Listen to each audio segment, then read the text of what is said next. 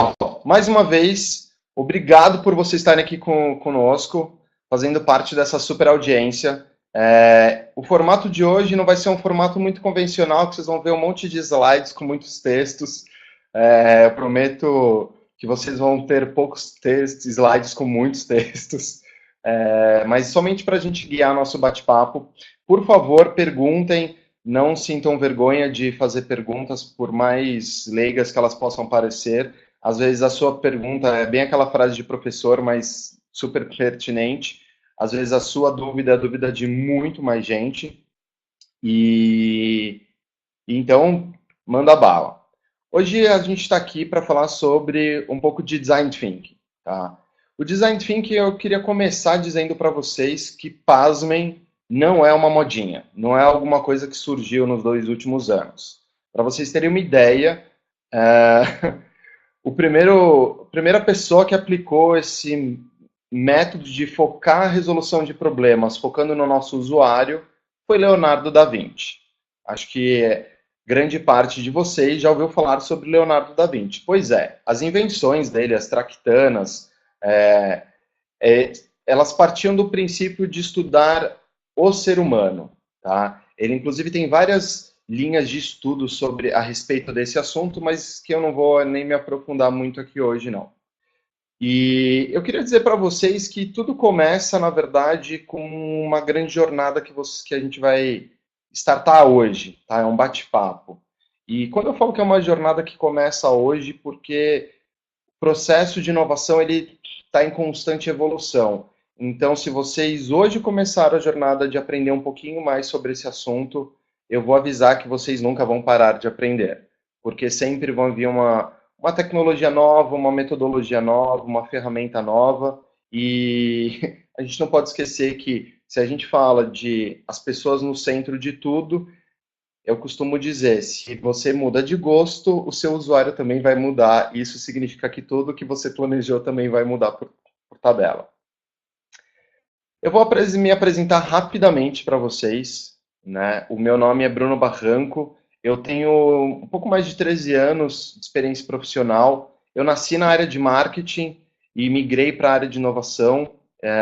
Há mais ou menos 11 anos eu fiz o primeiro curso de inovação que veio aqui para o Brasil. Foi um curso livre, não tinha curso de inovação não ligado à tecnologia, desenvolvimento de novas tecnologias. E eu fiz o primeiro curso de design de serviço anos atrás. Fui o primeiro consultor contratado da primeira consultoria de inovação em serviço que abriu o escritório próprio no Brasil, a Livork. E desde então eu respiro esse universo que é muito instigante. Saí dessa consultoria, abri minha própria agência de marketing. Aí desde então, há 7 anos, eu sou empreendedor. Fechei essa agência quando eu fui convidado para assumir a primeira escola de inovação que estudava exclusivamente inovação aqui no Brasil. Ela chamava ACE. Em 2015 ela internacionalizou, virou Hive Lab. A sede foi lá para São Francisco. E aí o ano passado a Hive Lab ela deixou de ter operação no Brasil e aí ela se transformou migrar aqui no Brasil. Além disso, de eu atuar como consultor de inovação, eu também sou professor em MBAs aqui em São Paulo. Eu atuo hoje com a Universidade de Belas Artes, dentro do curso de Economia Criativa, Gestão em Economia Criativa, e na FIAP, que eu tenho um maior orgulho, porque a FIAP hoje, tanto em graduação e pós-graduação, é a universidade com maior reconhecimento junto dos órgãos regulamentadores, o MEC. Então, é um universo bem legal e eu acabo atuando em diversas frentes no meu dia a dia, tanto na área de mercado, de projetos reais com empresas, quanto na área acadêmica, o que dá um refresh bem interessante no meu dia a dia. E eu sempre faço uma provocação.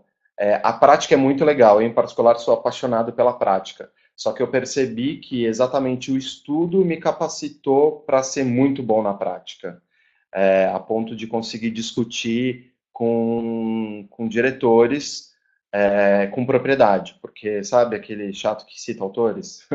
em alguns momentos é válido você fazer isso. Nem sempre, às vezes eles nem prestam muita atenção. Bom, pessoal, chega de falar de mim. Mão na massa.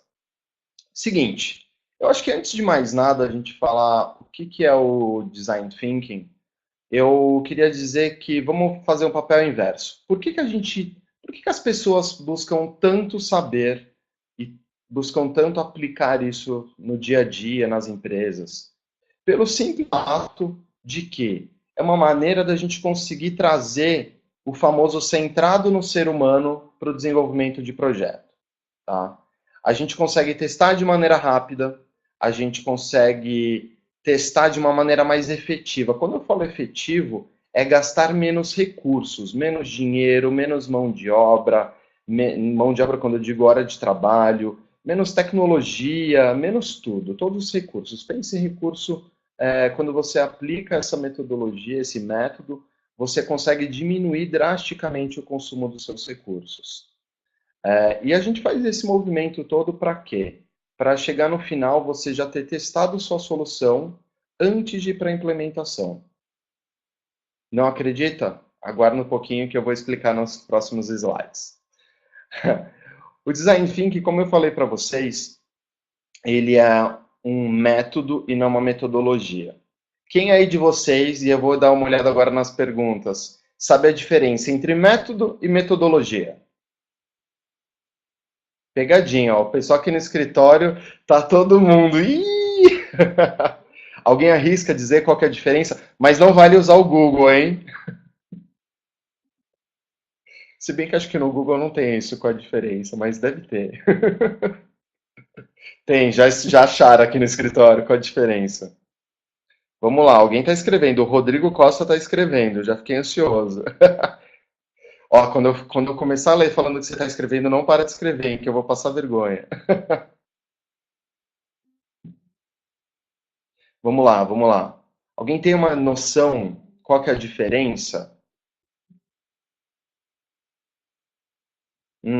O método, a forma, ó, o Osmar falou, o método, forma que você chegou, metodologia é receita de bolo, acho que é.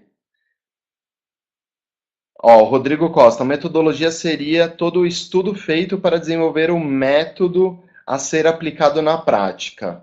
Ambos estão bem próximos das respostas. A gente pode ter como colocar como uma definição mais clara o seguinte: um exemplo bem prático. Para você está dentro de uma sala, ok? Você está do outro lado da sala e você precisa sair por uma porta. A metodologia ela vai te dar um passo a passo bem detalhado para você obrigatoriamente seguir.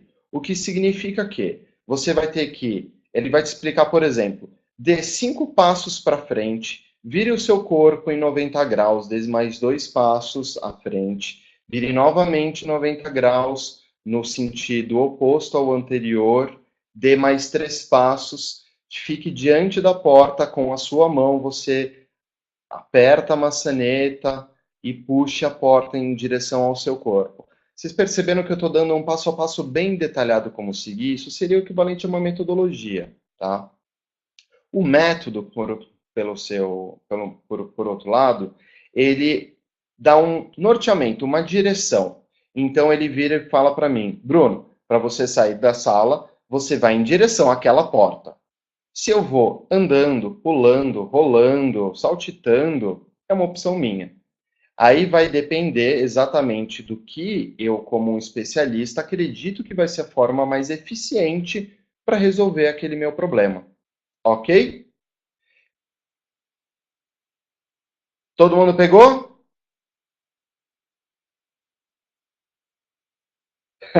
O pessoal do Scrum já começou a fazer as piadinhas. Boa. Legal, pessoal. Olha só, o Design Thinking, ele tem 3 pilares bem interessantes. O primeiro pilar deles, e quando eu falo primeiro, não é que um vem antes do outro, tá? Mas o primeiro pilar que a gente pode observar no Design Thinking é a questão da empatia. O que quer dizer a questão da empatia? A questão da empatia é exatamente o exercício que a gente faz para se colocar no lugar do outro. um fato bem curioso. Todo ser humano tem a habilidade de ser empático, com exceção dos psicopatas. Vale a pena citar isso daí. O psicopata, ele de fato não tem essa habilidade. Mas voltando, quando a gente fala de empatia, porque a ideia é você conseguir se colocar no lugar do outro, para conseguir, de fato, viver as dores que ele vive para pensar numa solução para o problema. Então, é exatamente a habilidade que a gente possui de viver o sentimento da outra pessoa em determinados momentos. Outro ponto que a gente observa é a questão da colaboração. E a questão da colaboração, ela se destrincha em diversos ambientes. A gente vê a colaboração acontecendo no primeiro momento, quando a gente monta as nossas equipes de trabalho. O Design Thinking acredita que as nossas equipes elas precisam ser multidisciplinares. Então a gente pensa o quê? Em derrubar as paredes que separam os departamentos, os famosos silos dentro das corporações, dentro das empresas. Então é para acabar com aquela história de que TI não conversa com jurídico, que não conversa com marketing, que não conversa com vendas, que não conversa com faturamento, que não conversa com logística e assim por diante. Ou até mesmo, vamos pegar dentro do universo, dentro do próprio departamento de tecnologia, quando o pessoal de coleta de dados não conversa com o pessoal de sistemas, que não conversa com governança, que não conversa com o pessoal de projetos. Basicamente é isso, tá? Então a colaboração, ela acontece exatamente quando a gente assume trabalhar em grupo, porque a gente percebemos que aquele velho ditado, né, de que várias cabeças pensam melhores do que uma. Então a gente parte dessa premissa e a gente também parte da premissa de que, como sendo várias pessoas pensando sobre um determinado, o mesmo ponto, a gente consegue ter diversos pontos de vistas. Então a gente aumenta em termos de quantidade as possibilidades. Isso é a colaboração. Quando a gente fala também dentro de inovação, é bem comum você escutar a palavra de cocriação. A cocriação nada mais é do que um olhar de trabalhar colaborativamente com os outros para você criar novas soluções, no caso. Outro ponto, né, o último e não menos importante, é a questão da experimentação, o famoso prototipação. Mas, por favor, não passem uma vergonha de chegar falando prototipação antes da experimentação. Por que eu estou fazendo essa brincadeira? Porque quando falamos principalmente falamos de sistemas, a gente não prototipa um sistema, a gente experimenta uma possibilidade de sistema. A gente pode prototipar produtos e serviços, mas sistemas, processos, a gente experimenta. Então, tecnicamente, já que você já tiver essa conversa comigo, não cometam esse erro. Isso daí, inclusive, em termos técnicos, vão fazer uma grande ideia. Osmar, o Osmar perguntou, Kaizen de uma ideia, é como fazer um Lean Office elaborado, Kaizen de uma ideia? Não entendi sua pergunta, Osmar. Reformula ela, por favor.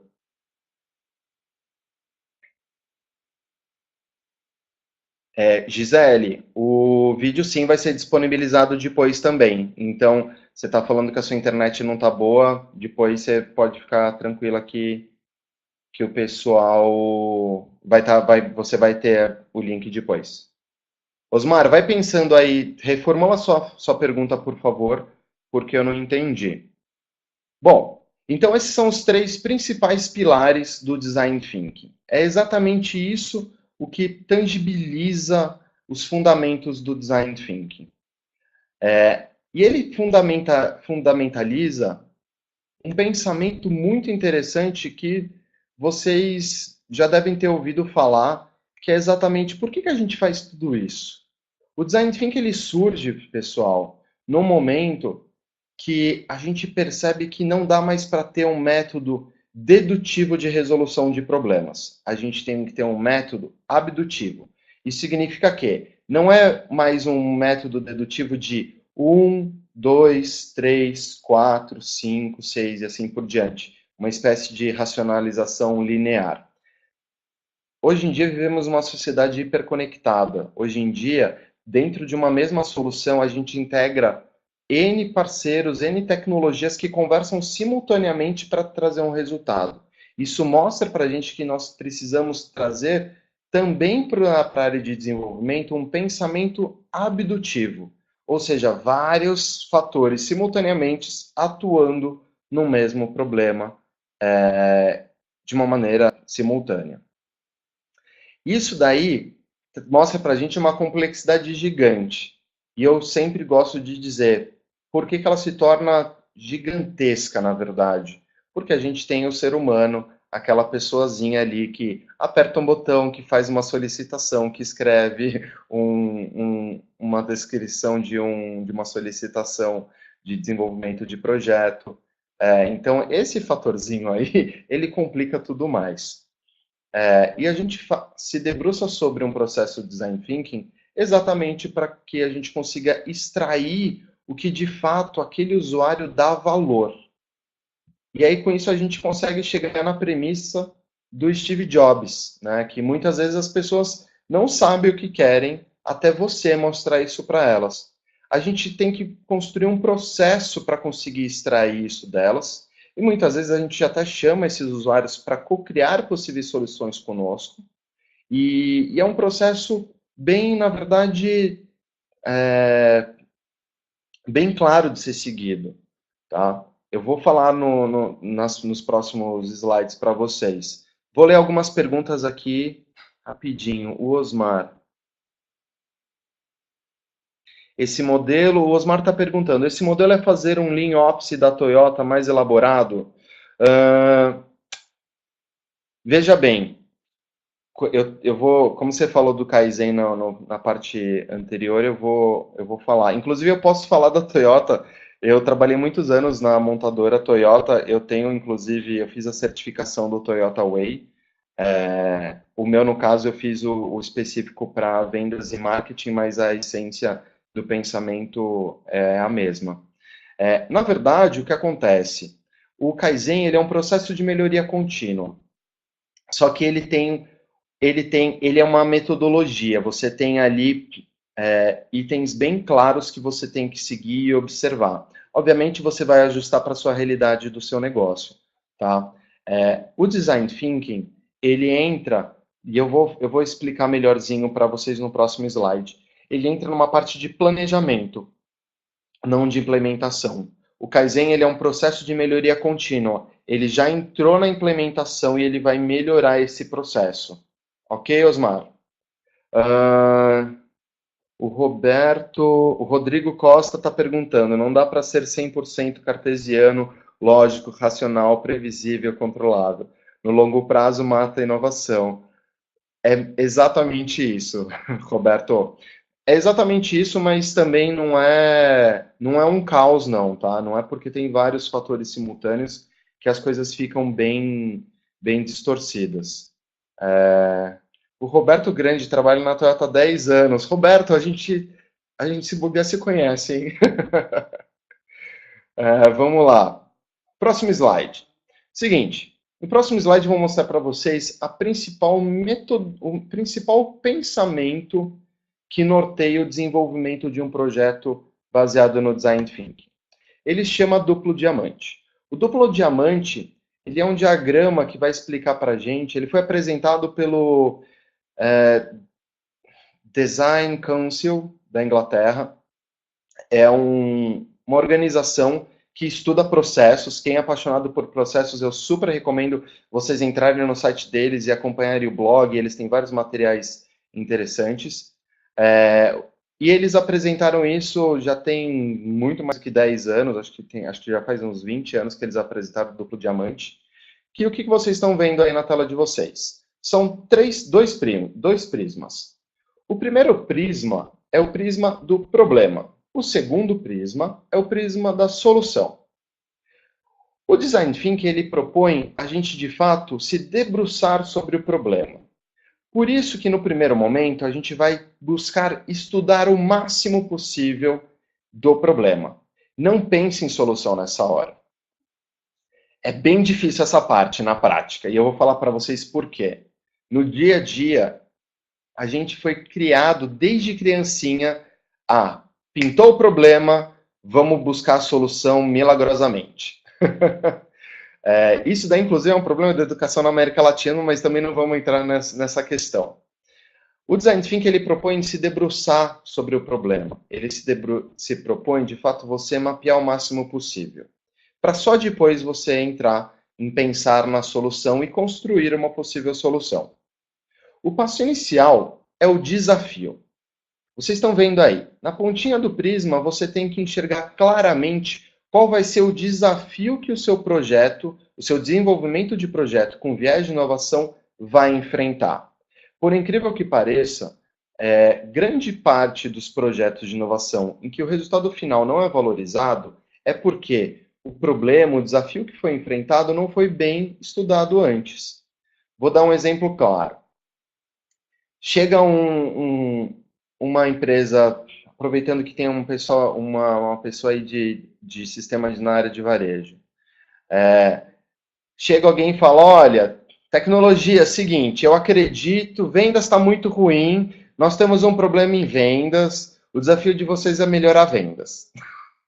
Porque a gente sabe que o e-commerce não funciona e o sistema também do nosso vendedor, o iPad dele não está funcionando, e aí ele chega com um desafio macro absurdo de que o problema de vendas é de tecnologia. Vocês, quando receberem esse tipo de demanda, vamos dizer assim, vocês que têm que se debruçar sobre esse problema para investigar de fato aonde que está o cerne, aonde que está a origem desse problema.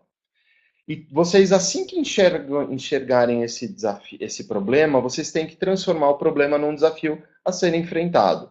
Eu gosto muito de fazer uma brincadeira falando que quando a gente fala a palavra problema, a gente treme na base. Quando a gente fala desafio, a gente fica empoderado, quer enfrentar.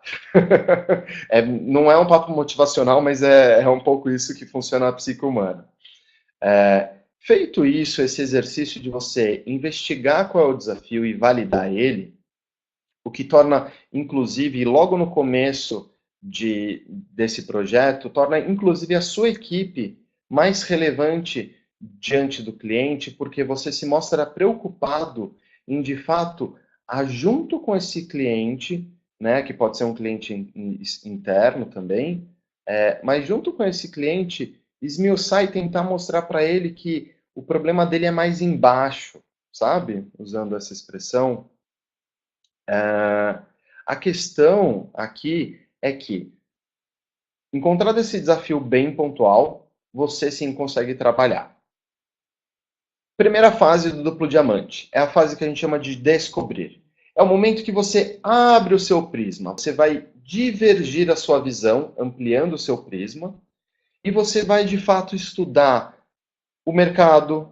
Você vai, quando eu falo mercado, tá? Entenda assim, o mercado do seu problema. Você vai entender o universo dele, você vai levantar para enxergar quem são os stakeholders que são envolvidos nesse desafio, como que é o comportamento do seu usuário, quais são os tipos de usuários que podem aparecer, você vai mapear os seus recursos, os pontos de contato, então você vai levantar ali quais são as ferramentas empregadas naquele processo, quais são os parceiros, quais são os clientes internos e externos, quais são os recursos, quais são as pessoas e as suas funções. Você vai, de fato, fazer um mapeamento completo.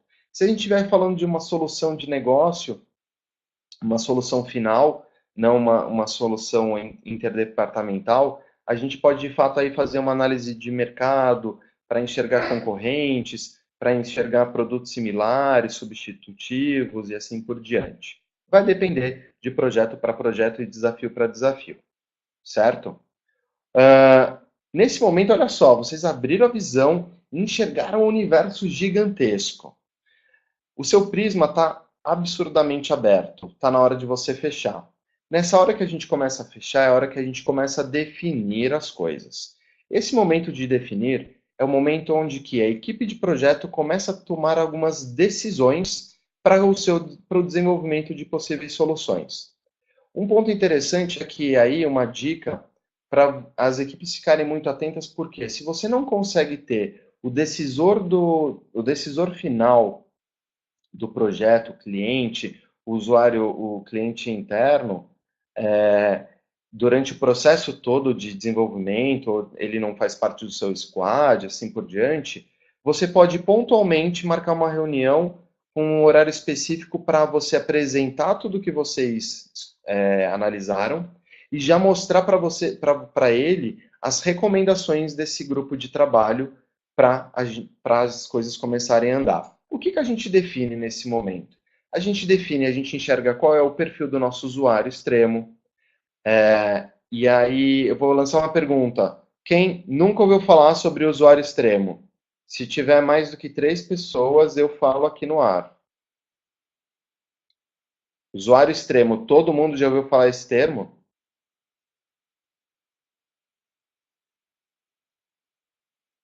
Boa, várias pessoas já falaram. Muito, que bom, várias falaram que não.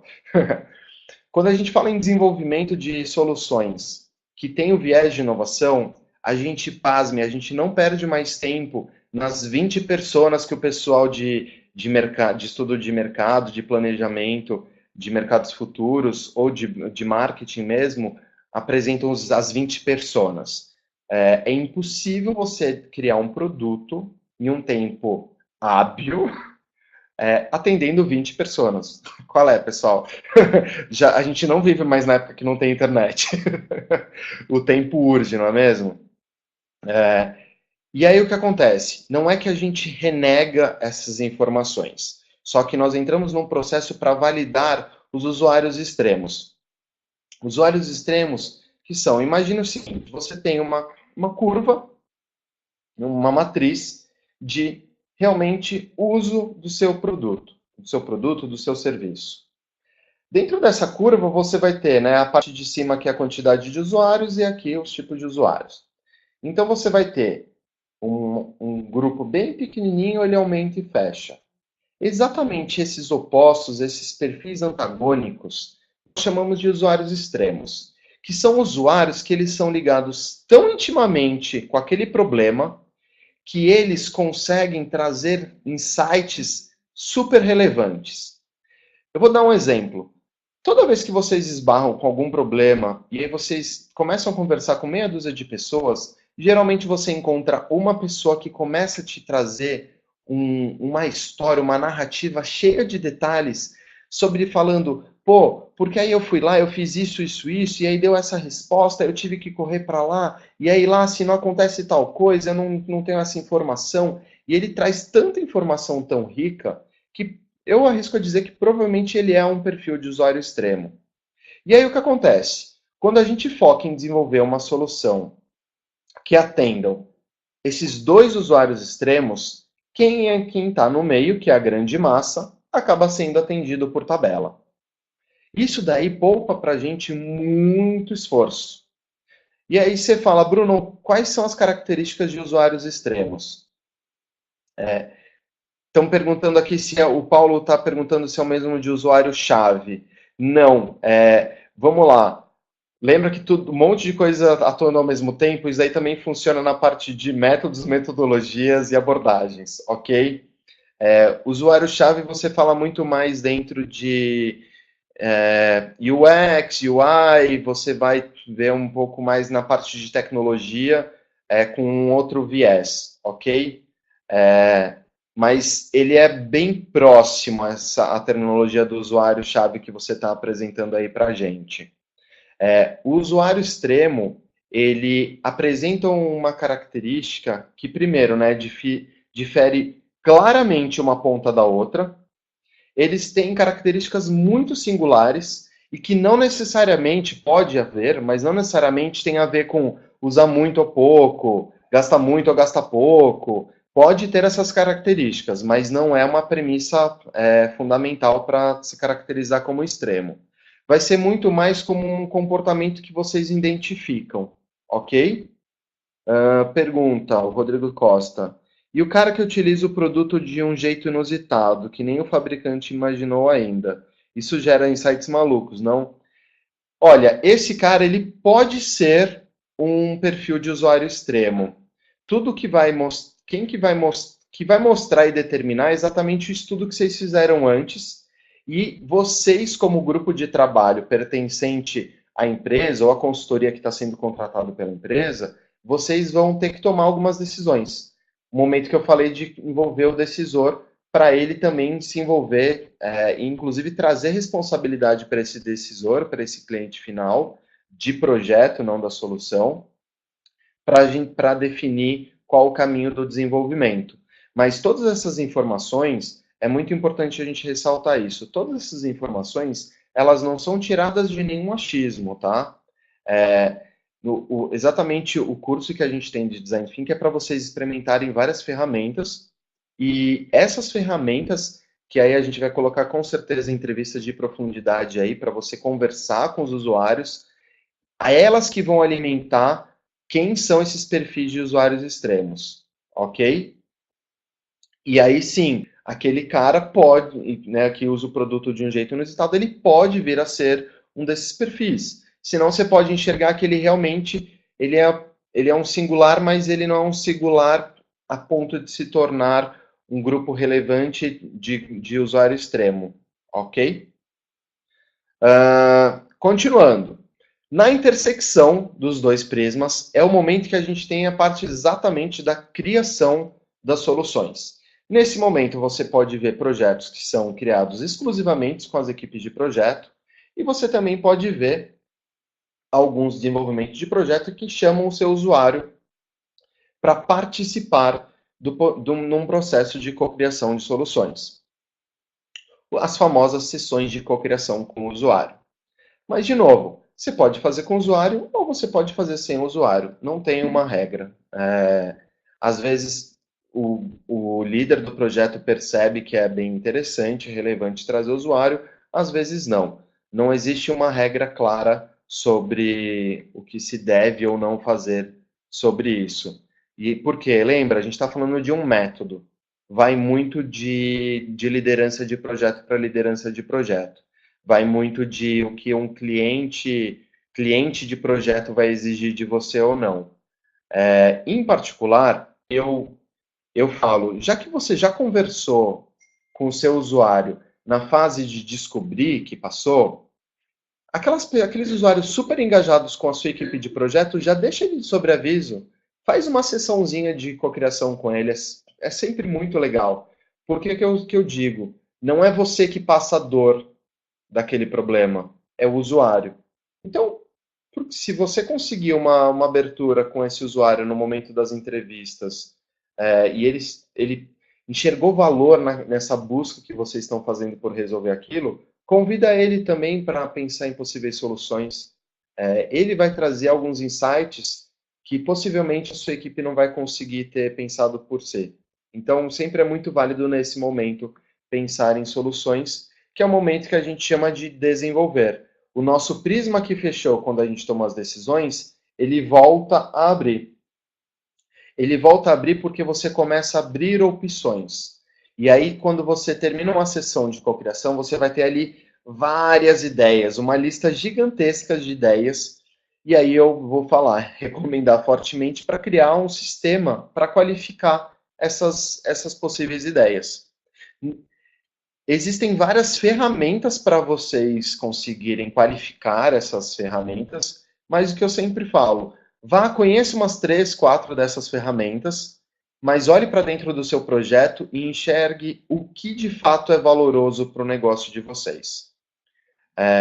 Por quê? Para a inovação acontecer, ela tem que agradar o cliente? Tem que agradar o cliente, mas ela tem que ser interessante para o negócio, para a empresa. Então não deixem isso nunca se perder, pessoal. Nós não estamos aqui fazendo um projeto de inovação sem um objetivo. Se a gente se somos contratados por uma empresa, a gente sempre tem que ter essa percepção comercial, tá bom? De performance. Quando eu falo comercial, é de performance. Porque performance para vendas é uma coisa, para tecnologia é outra, para governança é outro e assim por diante. Pense sempre no que é a sua performance. Sempre o que é interessante para o negócio, pensando em performance, obviamente no que tangibiliza a vocês. Nessa hora, vocês conseguem priorizar, enxergar qual ideia é mais relevante com a outra, qual que vai ter mais retorno, qual que você vai ter que gastar menos dinheiro, menos tempo de mão de obra, menos tecnologia, enfim. Priorizou isso daí, mas de novo, você continua ainda com aquela lista gigantesca, porque o Prisma abriu. Nessa hora, a gente começa a quê? A gente começa a precisar fechar. A gente vai priorizar e aí, para entrar na fase de prototipação, de experimentação, a gente vai escolher uma ideia por vez. Pegando uma ideia por vez, você vai construir o seu protótipo. Passo 1, você vai escolher as ferramentas do seu protótipo.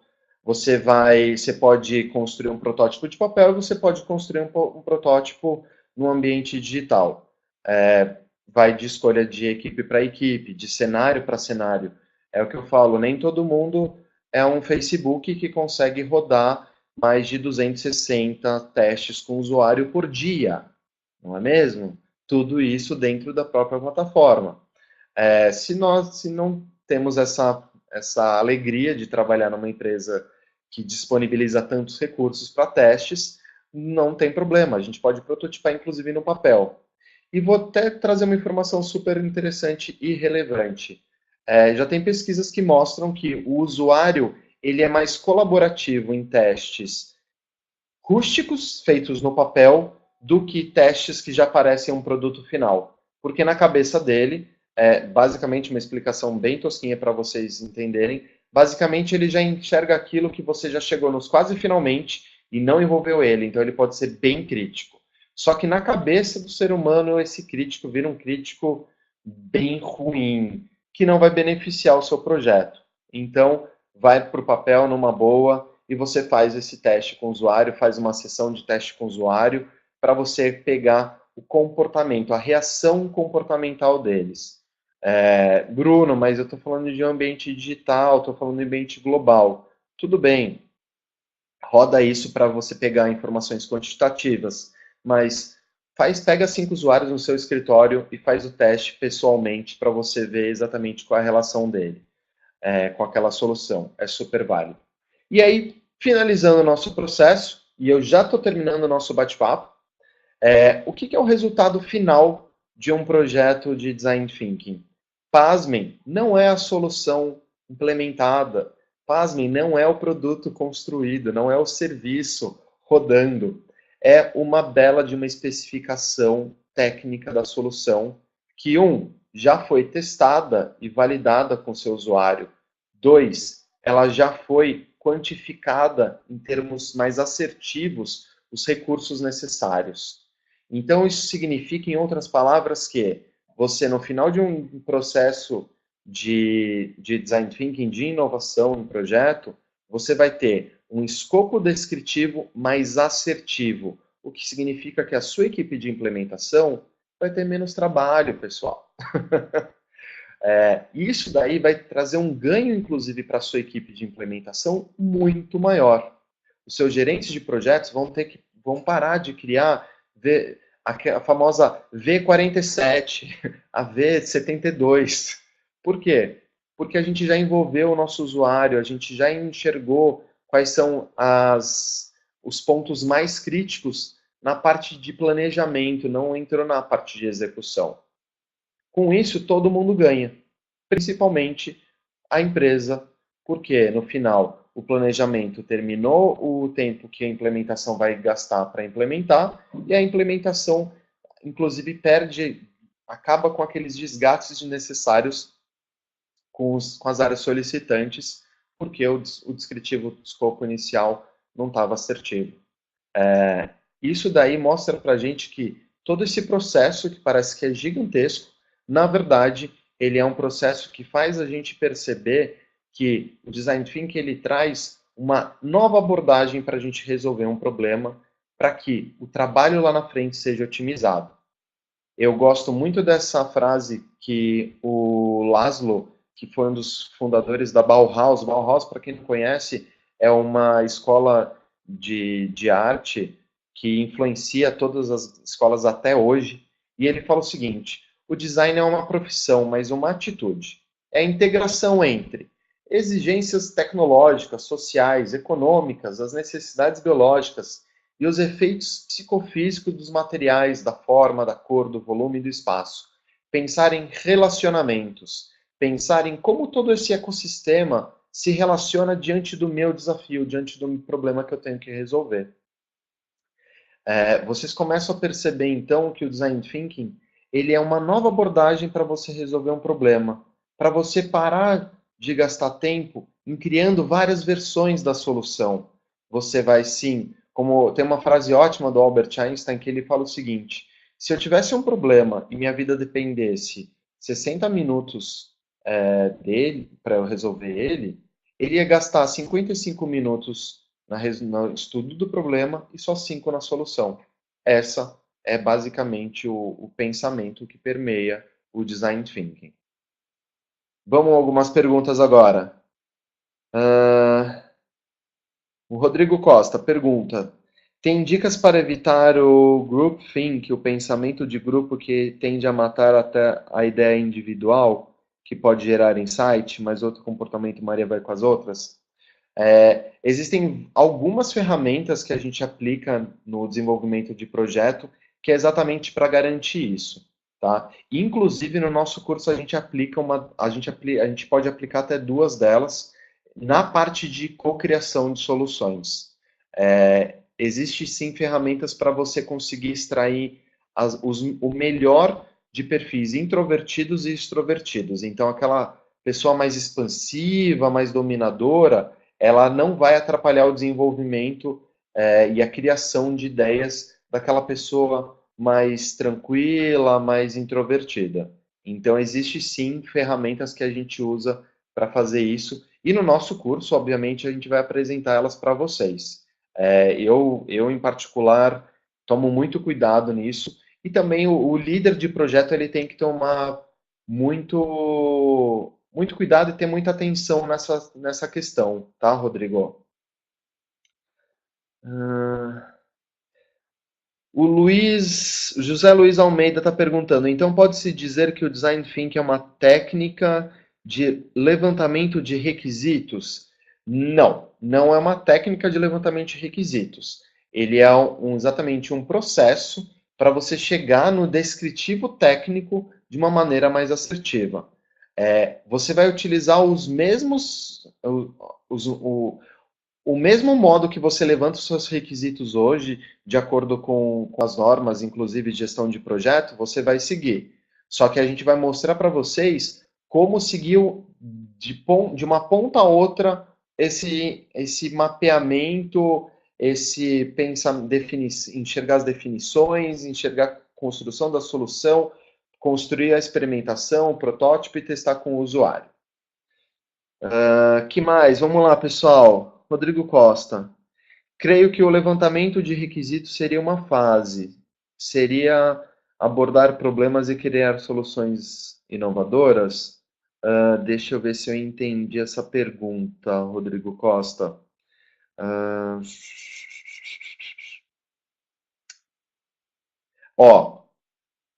Eu acho que eu comecei a explicar nessa que eu respondi para o José Luiz Almeida. É inevitável, eu vou ser bem sincero. Eu já tive N contatos com grupos exatamente só de tecnologia. É inevitável e não tem nada a ver por ser com isso, tá, pessoal? Não é porque vocês são de tecnologia estão vindo perguntas tão próximas assim. Primeira coisa, vocês vão ter um desconforto danado. Por quê? De novo, a gente está apresentando para vocês um novo modelo de pensar. Isso significa que não é para você descartar todo o conhecimento e as técnicas, ferramentas, metodologias e métodos que vieram antes. Mas vocês vão ter que enxergar que o Design Thinking propõe uma nova abordagem de você fazer isso. Ok? Então, vocês vão ver, por exemplo, quando a gente começar a falar de mapear o problema, logo para descobrir o problema, né, o desafio, vocês vão ver que a gente apresenta várias ferramentas que, por exemplo, poderia ser uma análise SWOT. Análise de oportunidades, ameaças, só que a gente começa a trazer o quê? O usuário para o centro das discussões. Então, isso que a gente tem que ter muito claro. É a primeira vez que uma abordagem traz usuário para nortear todo o desenvolvimento do projeto, tá? Então, não tentem criar aí na cabeça de vocês, então seria uma abordagem assim, assim, assada. Não, a abordagem é essa. Outra pergunta, Paulo Justino. Muitas técnicas de solução de problemas promove o foco na solução e não no problema. Design Thinking quebra esse paradigma? Exatamente. Ele prega exatamente para você a gente se debruçar no problema. Tanto que é bem interessante a gente reparar que temos a falsa sensação de que o problema, a fase de problema é muito, muito extensa. Mas não é, é porque ela é um pouco mais maçante, porque ela é mais trabalhosa. Ela não é tão dinâmica, ela é muito mais de constatação dos fatos. E aí depois a parte da criação, que nem a Einstein falou, né, só 5 minutos, ela parece ser muito mais rápida, porque você está tão munido de informação, você tem tanta certeza do que foi investigado, que aí todo o resto fica muito mais rápido. Então, sim, quebra esse paradigma que a gente tem até então na nossa cabeça. Eu respondi a pergunta anterior. Está voltado somente à parte técnica. Daniela Ciavinelli. Eu não entendi a sua pergunta. Se puder reformular, eu não entendi a sua pergunta. Gleidson Barbosa. Bruno, tinha a mesma pergunta que o José e foi respondido. Obrigado.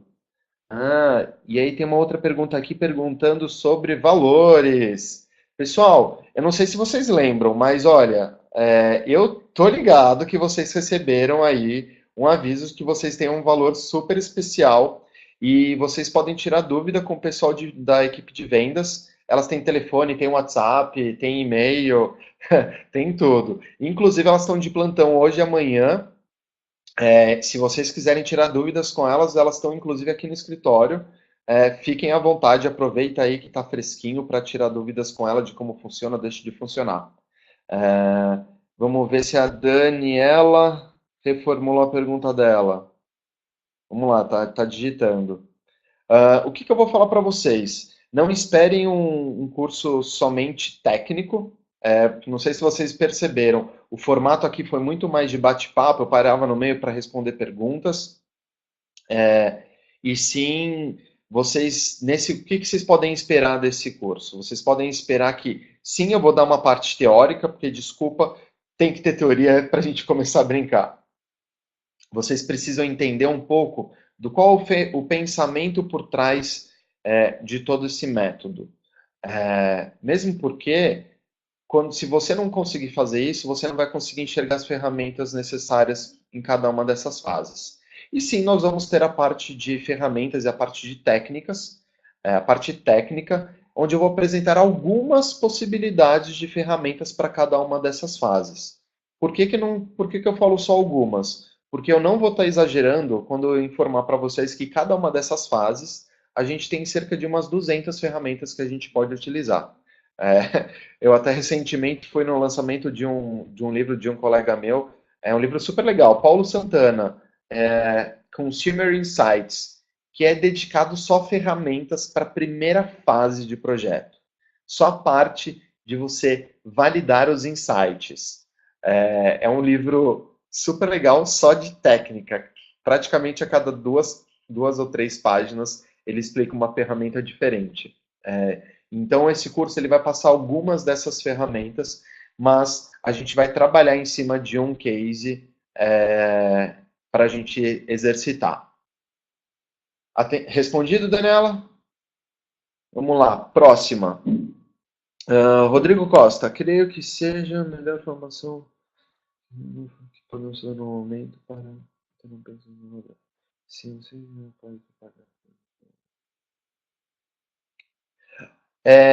Olha só, o Rodrigo Costa está falando o seguinte: creio que seja a melhor forma que podemos fazer no momento para obter um pensamento inovador. Nenhum Six Sigma que pode trabalhar com o comportamento humano de forma tão eficaz. É muito interessante essa sua observação. Sabe por quê? Inclusive, Empresas que adotam o Six Sigma, elas conseguem com uma super facilidade aplicar o pensamento do design thinking, tanto em projetos de longa duração quanto em curta duração. Ótima colocação, Rodrigo. Obrigado.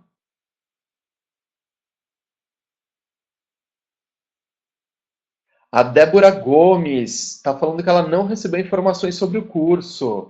Ó, a Débora Gomes está falando que ela não recebeu informações sobre o curso. Débora, já anotei, já está anotado aqui e já dei o aviso aqui para a equipe que está de plantão. Usa-se o PDCA no Design Thinking?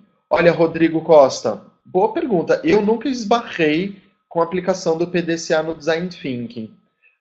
Mas vale a gente lembrar o seguinte, PDCA, ele vem da mesma escola de ferramentas, metodologias, que nasceu há 100 anos atrás, praticamente, né? Então você vai ver, enxergar muitas correlações e um pensamento muito próximo com o PDCA aí, mas não chega a ser ele, tá bom? É o que eu sempre falo. Eu falo para as pessoas assim, gente, vocês acham que inovação é uma coisa nova? A Toyota fazia isso, só que não dava esse nome. Melhoria contínua. Gente, a gente que traduziu o nome depois, que era chamava Kaizen. Ah, legal. Ó, pessoal, o César Monteiro ele tá deixando o telefone do escritório e lembrando que tem o pessoal aqui que está de plantão, vocês podem inclusive ligar agora. E ó, 30% de desconto. 30% de desconto, aproveita aí. Deu a louca aqui no pessoal. Ó, o telefone, para quem não está conseguindo acompanhar aí o texto, o telefone é 011 5102 3830. 011 51 02 3830. Ah, José Carlos Rocha, tá anotado aqui que você também não recebeu as informações, eles entram em contato. Vamos lá, tem uma pergunta legal aqui. Paulo Justino, Design Thinking tem alguma abordagem de lições aprendidas? O que seriam as lições aprendidas que você colocou entre aspas, José Paulo Justino?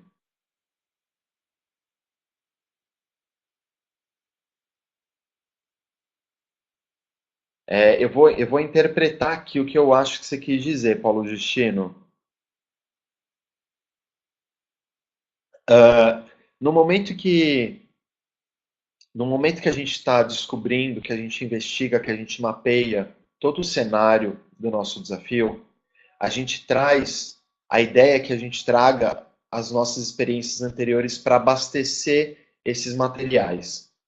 Aqui eu de fato não perdi tempo para a gente falar de uma ferramenta específica que é para a gente bater esse papo mesmo. Mas o que acontece? A equipe de projeto ela tem uma obrigação meio que moral, se a gente não adotar uma ferramenta específica para trazer essa memória da empresa, de experiências, de aprendizados, a equipe ela acaba tendo um papel de obrigação moral de fazer isso, tá? Por quê? Em vários momentos vão surgindo ideias. A gente coloca desde o dia um, tá? É bem comum. A gente cria um estacionamento de ideias, um parque-lote de ideias. Para quê? Essas ideias, elas não é que elas vão desaparecer da nossa frente, mas elas vão ficar anotadas e elas ainda vão continuar no nosso radar.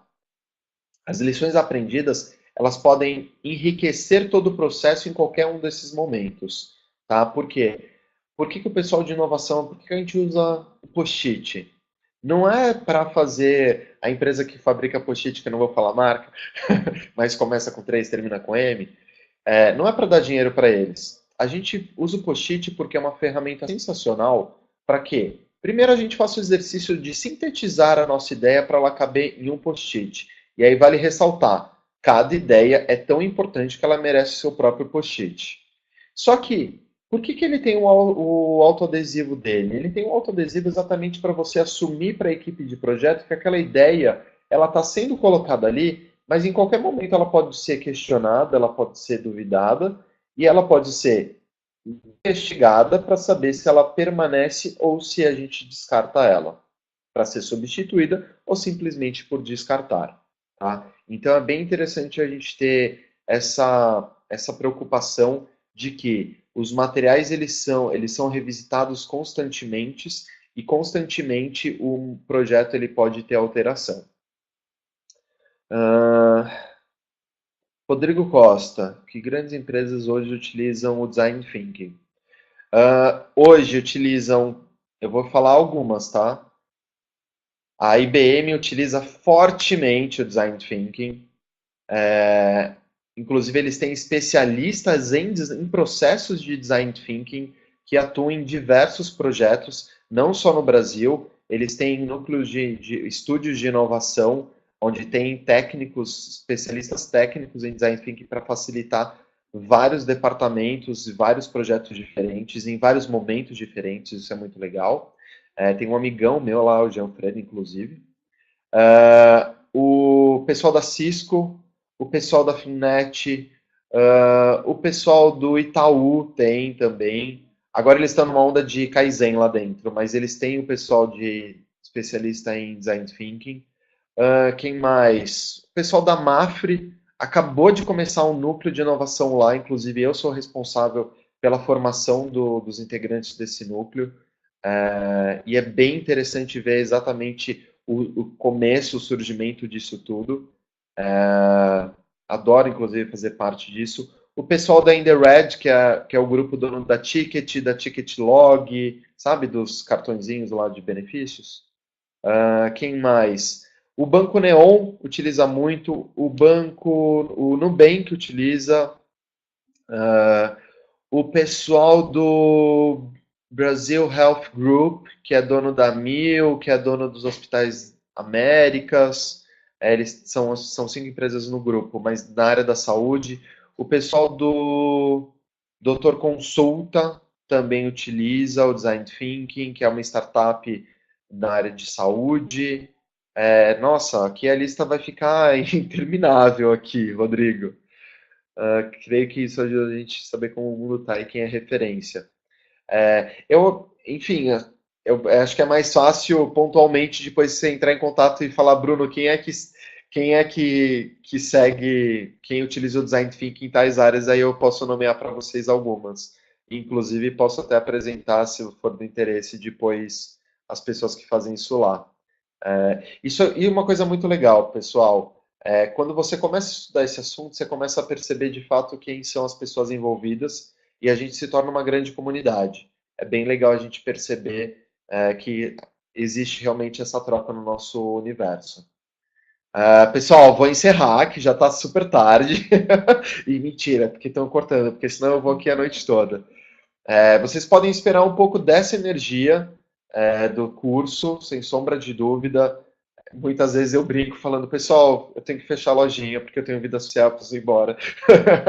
Mas senão a gente fica. É um tema super recorrente, é um tema que a gente vê muita gente utilizando, aplicando e dando certo.